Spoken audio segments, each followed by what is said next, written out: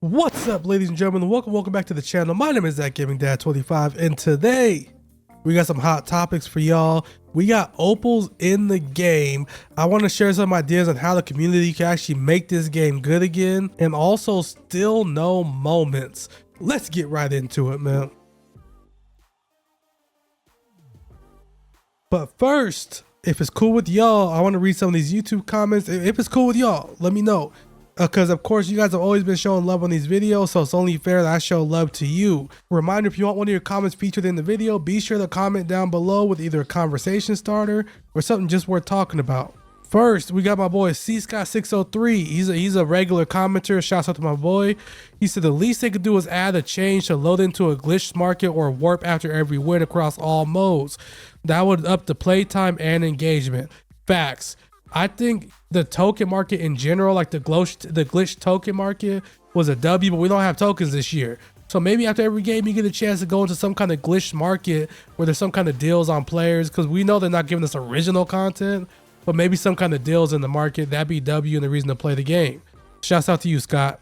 Next, we got @Lift4Glory, another regular in the comments. So it is time for Spotlight Sims to come back. 2K, give us a crazy grind, man. I don't care. Give us the most wicked grind there is, but make it fun. Do like the ones where you gotta do different challenges, like face against 3 taco falls and triple threat. Stuff like that is fun. Give us something to do, something to participate in, and some new content.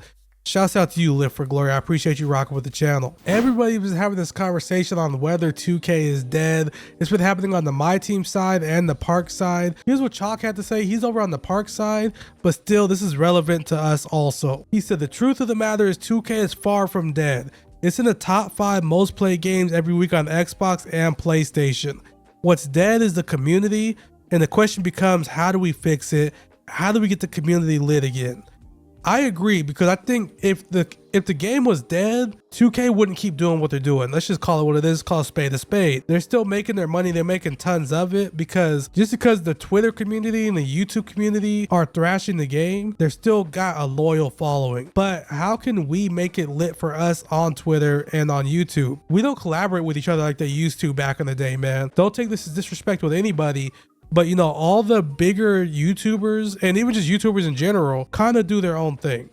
Now, granted, I'm cool with everybody. Shout out to Carlo, shout out to DBG. They commented on my last video. DBG comments on quite a few of my videos, even though he's not in the community anymore. I follow a lot of streamers and interact with a bunch of streamers. My boy T Smalls, my boy Decentric, AW, obviously my podcast mates Josh and Ant. We're all cordial, we're all friends, we all interact with each other, but nobody's really doing anything together. You know, let's do a tournament, let's collaborate on videos, let's you know, help each other out. Not help each other out, help the community out. Tag some of your favorite creators and we can maybe get something organized. If you have any ideas on what we can do together, let me know down below. I called it, y'all. I called it. It wasn't that hard to predict. 2K has patterns. You know, once they start having some of the pink diamonds started getting cheaper, like some of the newer ones, and then they start giving us pink diamonds a little bit more in King of the Court. They start throwing more diamonds at us in general. It was obvious that opals were coming. I'm not psychic. I could just read a pattern. What does that mean for the state of my team? There's a lot that goes into it. I think it's a good thing. I'm not gonna lie. Tatum's probably gonna be a crazy price. It's probably gonna be 2-3 million,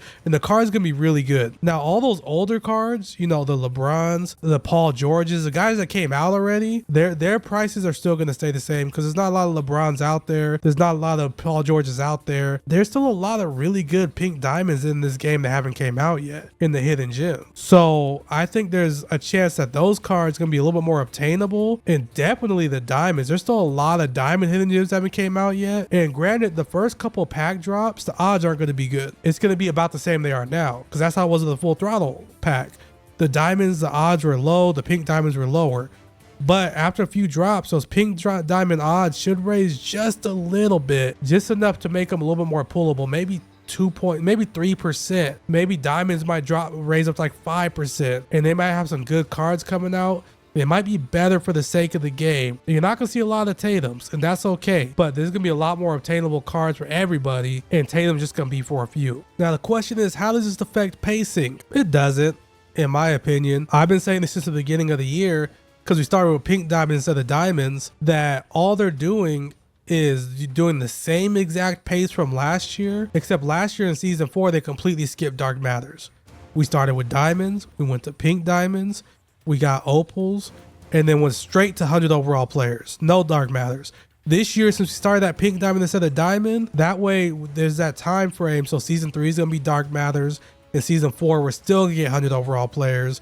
So we're going to be right on pace with last year, just without skipping dark matters. That's all it is. Pacing is going to be fine, I promise. Unless they do something drastic, which I don't think they do. They're just following the pattern like 2K does. Now, how is the set though? That's what we want to know. How's the set? I think the set looks pretty stacked. I'm not going to lie. Tatum, if you haven't used the Ruby Tatum, his jump shot is so good.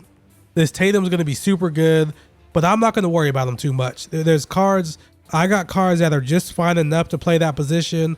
If I pull them, I'm keeping them. If I happen to pull an MT single and I pull them, I'm keeping them. But I'm not going to spend no money on the set. Dirk looks like a pretty solid card. Magic is going to be a game-changing card. He's going to be what Magic always is. He's 6'9". His jumper's ugly, but he can hit a wide open, and he's gonna start to switch all meta. Magic can guard 1 through 5, unless you got like Wilt Chamberlain. Maybe Magic can guard 1 through 5, so you can start putting your best on-ball defender on the ball, and Magic can pick up the worst offensive player on the team. He's not gonna give you that much on offense, but he's gonna bully the smaller guards. He's going to bully the Chris Pauls, the Steph Currys, the John Morants. Unless you got like Tyrese Halliburton sitting at the end of your bench, it's going to be tough face against Magic. Jason Terry, I'm sure he's going to be fun to use, but I'm not too worried about it. Stackhouse is going to be a goon. He's going to be an offensive beast. Probably the best pink diamond in the set. But honestly, all these pink diamonds kind of play. And of course, Tatum plays. I'm really excited to see who the diamonds are in this set, because I have a feeling there's going to be some really good diamonds also. I think they're going to make this set super good as a whole. Okay, guys, it's official. We still don't have any moments, and we don't know when we're going to get moments. But I have a theory. Okay, this might be a little bit of a conspiracy. I think 2K... It might sound crazy because I think we would have heard about it. Maybe 2K laid off a lot of people, and maybe they went in with a game plan. Like we're gonna set the whole game plan for the whole year as far as content goes, and we're gonna very sparingly create new cards, and we're gonna just knock it all out the beginning of the year. And we're not gonna, the people that we have to do new content, we're just not gonna keep those. That's the only thing I could think of, because you know, hidden gems, we see a lot of cards, and I'm sure whenever they drop more, those cards are going to be already planned too. And so maybe moments cards just aren't in the cards for us this year, and it sucks, but that's just my theory. I might be completely wrong, but I just overthink everything. All right, now we've got a couple miscellaneous things that didn't really fit any particular category, but I want to talk about anyways. Shouts out to my boy Sauce DeVille. It's a day late. His birthday was yesterday if you're watching this today, but he posted something that was really cool, and I think you guys could check it out also. So every year since I was about 15 or 16, I've been able to touch a standard 10-foot basketball net. Now, every year on my birthday, I try to challenge myself, find a rim, and see if I can still touch it.